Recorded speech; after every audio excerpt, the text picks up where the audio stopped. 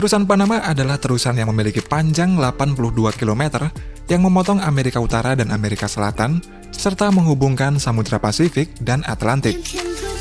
Dengan adanya terusan Panama ini, dapat memotong waktu tempuh kapal laut karena tidak perlu memutar lewat ujung selatan Amerika Selatan. Terusan Panama ini merupakan sebuah mega proyek yang terbesar dan tersulit yang pernah dibuat oleh para insinyur.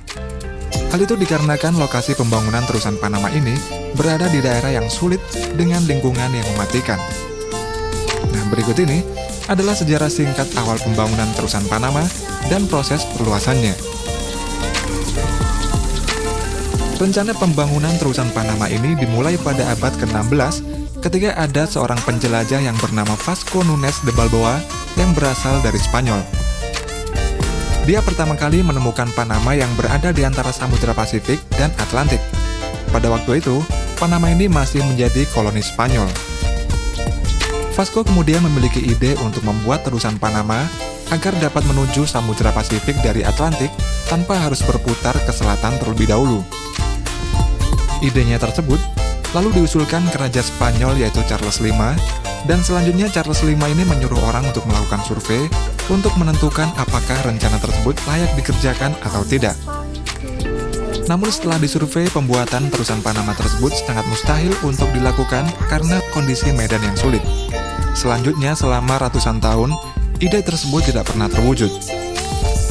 Pada 1821, Panama yang awalnya adalah koloni dari Spanyol ini akhirnya ikut masuk dalam Kolombia Raya yang merdeka dari Spanyol. Kemudian pada 1881, pembangunan terusan Panama ini diteruskan dan dikerjakan oleh seorang kontraktor terkenal asal Prancis yang bernama Ferdinand de Lesseps.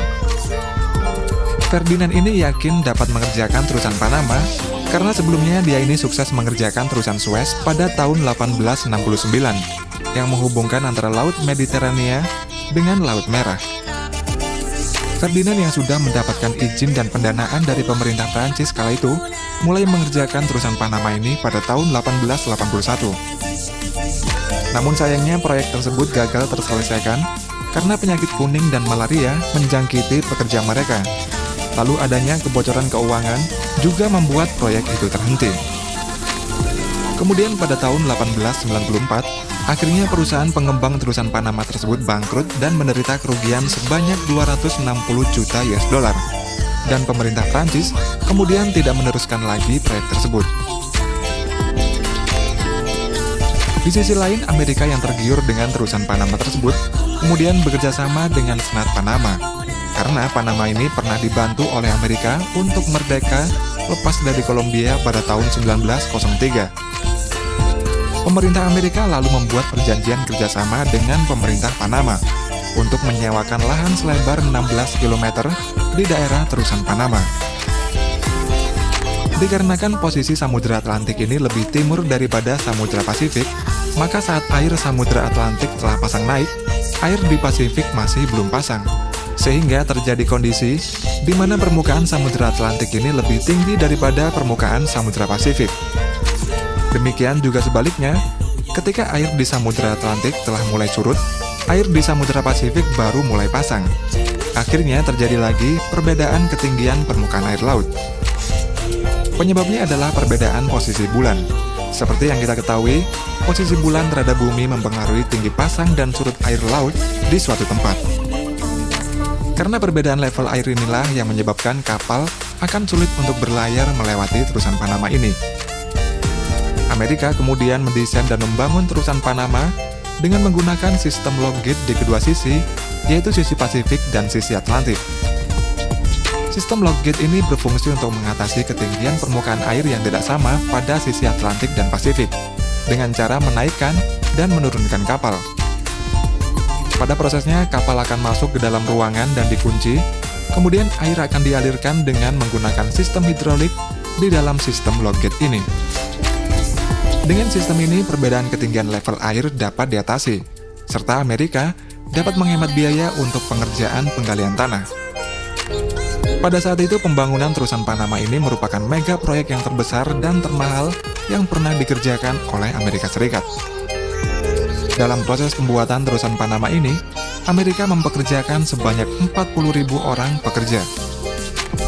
Meskipun terdapat hambatan penyakit kuning dan malaria yang menyerang pekerja mereka, penyakit tersebut akhirnya dapat diatasi oleh Amerika. Kemudian pada 15 Agustus 1914, akhirnya proyek terusan Panama ini selesai dan dibuka untuk umum. Setiap kapal yang transit melalui terusan Panama ini harus membayar tol berdasarkan ukuran dan kargo kapal. Biaya tol tersebut mencapai 450.000 US dollar untuk setiap kapal yang lewat. Dan rata-rata setiap tahunnya, terusan ini dilewati sekitar 9.000 kapal. Setelah lama dikuasai oleh Amerika, akhirnya pada Desember 1999, terusan Panama ini diambil alih oleh otoritas terusan Panama yang orang-orangnya merupakan orang Panama asli semua. Meskipun pendapatan dari biaya tol pada terusan Panama ini sangat besar, namun terdapat masalah lain yang timbul akibat dari globalisasi perdagangan. Masalah tersebut yaitu meningkatnya lalu lintas pada terusan Panama, yang menyebabkan kapal berukuran besar terkadang membutuhkan waktu berminggu-minggu untuk melewati terusan Panama ini. Dan kondisi tersebut mengakibatkan kerugian jutaan dolar pada Panama sendiri. Oleh karena itulah dibuat rencana perluasan dan kemudian disetujui oleh orang Panama. Proyek perluasan terusan Panama ini memiliki total nilai investasi sebesar 5,2 miliar US dollar yang melibatkan proyek di air dan di darat. Fase pertama yaitu proyek untuk perlebaran dan memperdalam kedua pintu terusan Panama di bagian Atlantik dan Pasifik pada tahun 2007 sampai tahun 2008. Fase kedua dimulai pada tahun 2009. Fase kedua ini adalah proyek pengerjaan untuk pemasangan lock gate baru pada kedua sisi Pasifik dan Atlantik. Lock baru ini 30% lebih besar daripada lock yang lama, dan saking besarnya, lock baru ini sanggup menampung 3 gedung pencakar langit. Untuk sistem buka tutupnya juga berbeda dari yang lama. Lock gate baru ini menggunakan sistem geser yang terbuat dari baja, dengan berat masing-masingnya mencapai 3.300 ton, dan total lock gate yang dibutuhkan sebanyak 16 buah.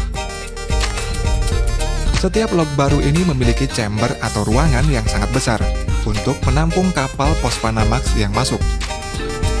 Chamber pada lock baru ini memiliki panjang 427 meter, lebarnya 55 meter dengan kedalaman 18,3 meter. Dengan ukuran tersebut, chamber ini dapat dilewati kapal dengan ukuran 366 meter, lebarnya 46 meter, dan kedalaman bagian bawah kapal mencapai 15 meter. Untuk setiap chamber akan memiliki 3 kolam baru, yaitu sebuah kolam yang berfungsi untuk menjaga stabilitas penggunaan air. Sistem lock baru ini lebih besar daripada sistem lock yang lama, tetapi menggunakan air yang lebih sedikit daripada sistem yang lama. Oleh karena itulah dibuat sebuah kolam baru, di mana kolam baru ini berguna untuk mengalirkan air ke dalam lock, sehingga kapal besar dapat terangkat menyesuaikan level. Untuk setiap kapal transit akan membutuhkan 60% air pada kolam, dan setiap kolam ini memiliki lebar 70 meter dan kedalaman 5,5 meter. Lalu untuk mengendalikan aliran air antara kolam dan chamber tersebut, dikendalikan menggunakan sistem valve dari Korea Selatan. Dengan mempekerjakan hampir 30.000 orang untuk proyek perluasan kanal sepanjang 77 km ini, akhirnya di tahun 2016 proyek perluasan kanal ini selesai dan resmi dibuka.